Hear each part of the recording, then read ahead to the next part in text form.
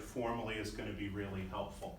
So, in policy debate, what you do is you propose a plan to fix a problem in the current system. The phrase that we often use to refer to the current system is status quo. And I try not to use too many unnecessary Latin terms and things like that, but that's one that you hear even outside of debate. Status quo basically means the way things are right now. Traditionally, the affirmative is supposed to take a look at the resolution and find some specific way to solve a significant problem in the status quo. The affirmative's job is to find an issue in the way we do things today and then to fix that issue. Okay? It's that simple. It's what lawmakers are really supposed to do. Is there some way that I, using the power of the government, can fix a problem? Let's go ahead and do that. So, the two terms that you'll hear again and again are case and plan. Usually in other forms of debate, people just talk about a case. Why? Because in other forms of debate, you're not really proposing a specific plan. You may say, we should do this, but you're not saying, here is what we're going to do, and then you read a detailed or even not so detailed plan on what those changes are going to be. The case refers to the current system, the problems, why the problems haven't been solved. The plan refers to how we're going to fix them, and it provides evidence that this fix is going to work. So, case and plan. Now, part of the way that I'm going to teach this is I'm going to go back about 20 years into the past, maybe even 30 years into the past, and I'm going to explore sort of the way policy debate used to be. Because 30 years ago, 11-year-olds used to do policy debate in middle school. It was that simple. It got significantly more complicated as time went on, and in a sense, it became so complicated that sometimes people don't really like to do it anymore. They have this mistaken impression that all policy debate is just too difficult for me, and maybe those college philosophy or political science majors can do it, but I can't. I don't want you to get that misapprehension, okay? So what I'm telling you next is the way that debate was done basically in the 1980s, let's say. Prima facie or stock issues debate was the traditional way that debate was done. I promised you not too many Latin terms, but one, prima facie means at first face, at first glance, okay? And in the field of law, this is referred to as a way of testing a case. Have you established the basic outlines of a case or of an argument to support your side? Have you made a prima facie case? And in policy debate, a prima facie case consists of basically 4 points. Significant harms being the first one, and that is part of your case. In other words, we have a bad thing in the present system, we need to find a way to fix it. The bad thing would be significant harms, and one of the first things you would do in an affirmative policy case, after you've read the full text of the resolution, is you would say, here are the problems in the current system. There are harms that are significant. So, if our current resolution is resolved that the United States federal government should substantially reduce direct commercial sales and or foreign military sales of arms from the United States, what could be one of the harms of such a situation like that? Yes? Selling arms to people who shouldn't have. Right. Arms. And what might those bad people do with weapons that we sell them? Yes. It's causing full children. Right. They could be terrorists. They could be allies who then later are not allies. Remember that Osama bin Laden was originally somebody that we kind of looked at as an ally against the Russians in the late 70s. Of course, 15, 20 years later, things had changed.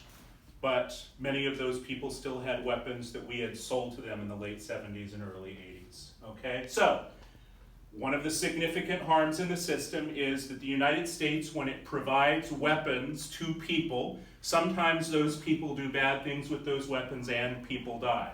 That would be your significant harm. How would you prove that it's significant? You would quote authorities, okay? Academic authorities, Media authorities who would say that this many tens of thousands of people died in warfare in these places, and here's evidence that the United States sold weapons to them. That would be establishing significant harms. Usually it is not too hard to do that research. That's part of the easy part. The second thing you would do on case side is known as inherency, which is the correct way to pronounce that, but for some reason debaters always pronounce it inherency. You can always tell a former policy debater by the way they pronounce that word. Inherency, which means the way that something is stuck in the present system. So if something is inherent in the system, it is a necessary and immovable part of the system. In other words, you prove inherency when you show that the problem is not going to go away. So what might be a case of inherency involving this resolution? Maybe there's a federal law that says that we are obligated to provide this much military aid per year to this country. Maybe we have an agreement or a treaty that says we're going to give $10 million worth of weapons to thus and such a country every year. That doesn't go away unless somebody passes a law saying, oh, by the way, that agreement we made, we're not going to go by that anymore. So that would be a good example of inherency. Another way that you can do inherency is just to show that it is a common enough practice that it would take an extraordinary amount of effort to change people's ideas or practices, okay? The weapons, once they are out there, are not simply going to go away. So, significant harms and inherency. The third part of a prima facie case is topicality. This is simple enough. Here's the resolution. What is an affirmative supposed to do? They're supposed to affirm the resolution. If you affirm the resolution, you are topical. In policy debate, there is a tendency of going almost word by word and phrase by phrase, though. And so sometimes, especially if a negative team isn't prepared, they will sit there with a dictionary and they will pick out every little possible meaning of every little phrase, and they'll say, well, you know, it says substantially reduce. What does substantially really mean? If we're cutting something in half, if we're cutting 50% of the aid, if we're cutting 20% of the aid, is a 20% cut in how much money we give people significant enough, or is that insignificant? And people will sometimes spend 8 minutes making arguments like that. I hope that you don't ever have to see a round like that, because those aren't a lot of fun. But topicality is something that traditionally an affirmative is obligated to do. The affirmative needs to defend the resolution, the negative needs to negate it. Again, not everybody does it this way anymore. I'm talking about a traditional idea from 30 years ago. Finally, there is the idea of solvency. You have proposed a plan. Will the plan work? Will good things happen from the plan? Okay, more about that in a minute. Those four ideas spell out SITs: significant harms, inherency, topicality, and solvency. Okay, and I'm sure you can see there's another way to spell that out, and I have carefully avoided that, but I'm sure it's a joke that you'll hear in the long run. Okay? Along comes the 1990s, okay? And really even before the 90s, also in the 80s, we had a concept of a comparative advantage case. What I just explained to you was a prima facie case. Here is a problem in the system, here is a plan to solve that problem. Here are four different things that we need to prove: significant harms, inherency, topicality, and solvency. Is there a significant problem? Is it not going away on its own? Do we have a plan that meets the terms of the resolution? Will the plan work? Those four simple questions were the four things that an affirmative needed to prove in order to win its case. For a negative, you had to defeat only one of those. You had to beat only one of those major arguments. Why? Because of the idea of negative presumption, which is that unless you have a really good reason to change the status quo, we're going to leave it the way it is. Okay? Which is generally a good idea. If something is more or less working, you need to prove that we need to completely change the way we do things before we make any major changes. Traditionally, that's the way it was done.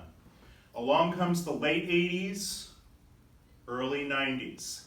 Comparative advantage debate was a little bit different from stock issues. More or less, you give up negative presumption, which is the idea that the affirmative needs to win everything in order to make a change. What happened under comparative advantage argumentation was that if the affirmative could say, you know, imagine their world and imagine ours. Imagine the negative world, which is the world as it exists now, and imagine the affirmative world, which happens once we make these changes. Which world would be better? Which of these two worlds would you rather live in? And if the one that was